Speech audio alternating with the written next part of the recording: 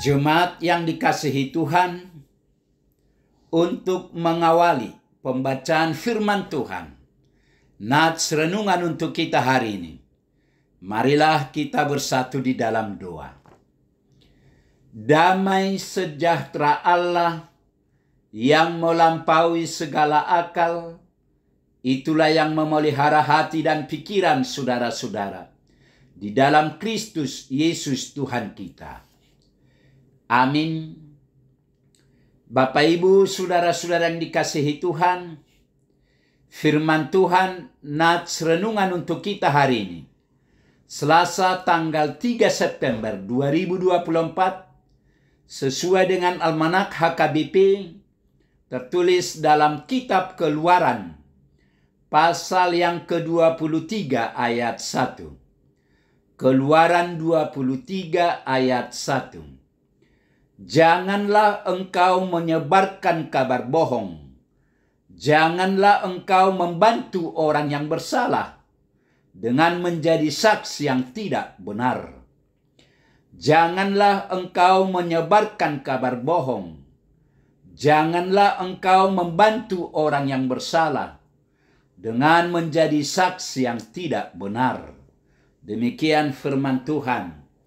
Jangan menyebarkan kabar bohong. Saudara-saudara yang dikasihi Tuhan, kita pasti tidak asing lagi dengan istilah hoax, yaitu informasi palsu, berita bohong, dan fakta yang dipelintir atau direkayasa.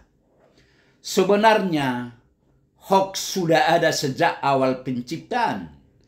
Pada saat umat Israel keluar dari tanah Mesir hingga saat ini. Dalam Keluaran 23 ayat 1 ini dikatakan, jangan engkau menyebarkan kabar bohong dan jangan menjadi saksi yang tidak benar. Artinya, pada zaman Musa, orang sudah menyebarkan berita hoax, memberi kesaksian yang tidak benar, membela perkara yang tidak benar, dan membelokkan hukum seperti yang terjadi dalam kehidupan kita saat ini. Orang yang mengarang cerita bohong membuat orang yang benar menjadi salah dan merampas hak orang benar. Ini sama dengan membunuh, walaupun bukan secara fisik, tapi ia telah membunuh karakter. Ini berarti sudah melanggar hukum Allah yang ke-6 dan ke-9.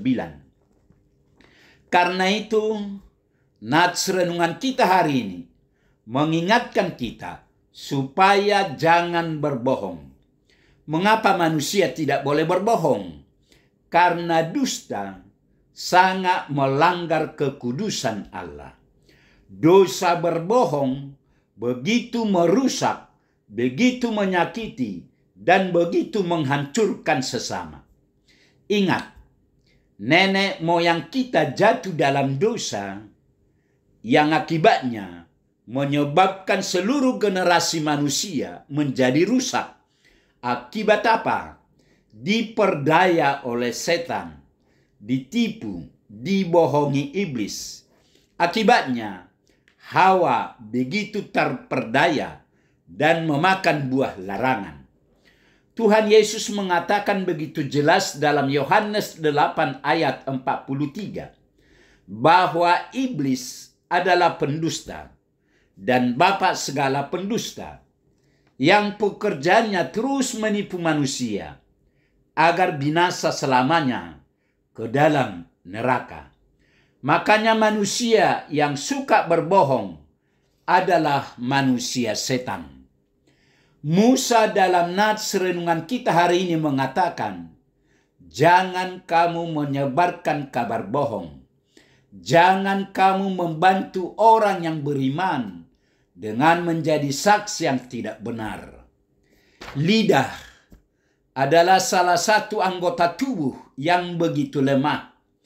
Namun lidah adalah salah satu anggota tubuh yang paling berbahaya dan begitu mematikan. Seperti yang dikatakan oleh Yakobus pasal yang ketiga. Yakobus mengakui bahwa lidah adalah salah satu anggota tubuh yang paling sulit ditaklukkan. Untuk menghancurkan orang lain tidak harus dengan pistol atau pisau, tapi cukup dengan lidah. Hidup sesama bisa menghancurkan. Lidah yang dikuasai api neraka begitu berbahaya. Karena apa? Hati dan pikiran tidak dikuasai firman Allah. Maka dengan begitu, pembohongnya manusia akan mudah menyampaikan banyak berita ketidakbenaran tanpa merasa dirinya bersalah. Terutama kaum wanita, juga pria, sangat suka menyebarkan gosip yang seringkali juga termasuk kabar bohong. Begitu kita mendengar dari orang lain keburukan orang tertentu, langsung kita menambah satu lagi.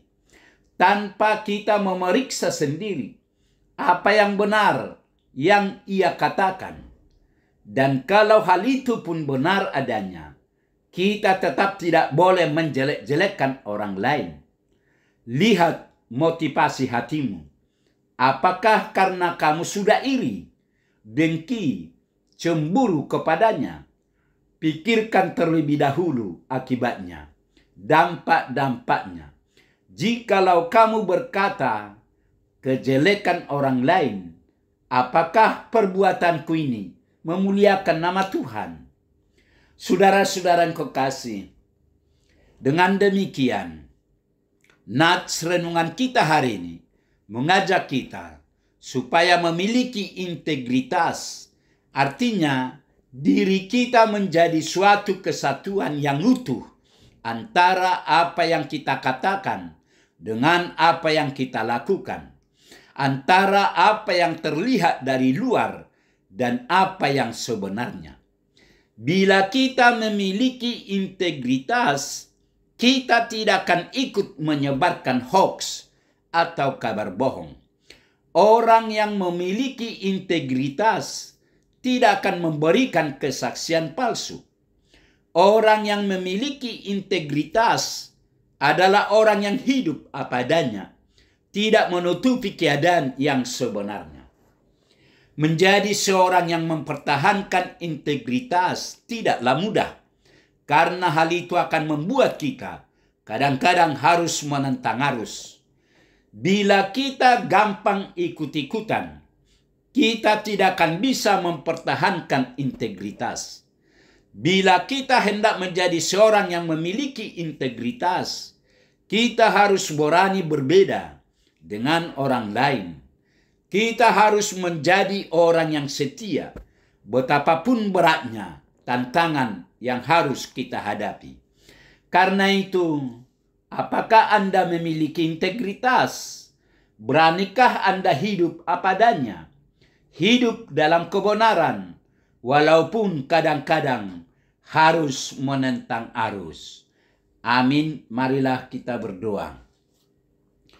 Tuhan Allah Bapa di surga, terima kasih Tuhan atas pemberitaan firman-Mu kepada kami pagi ini. Firman-Mu mengingatkan kami agar kami tidak menyebarkan berita bohong. Berkatilah firman-Mu ini ya Tuhan.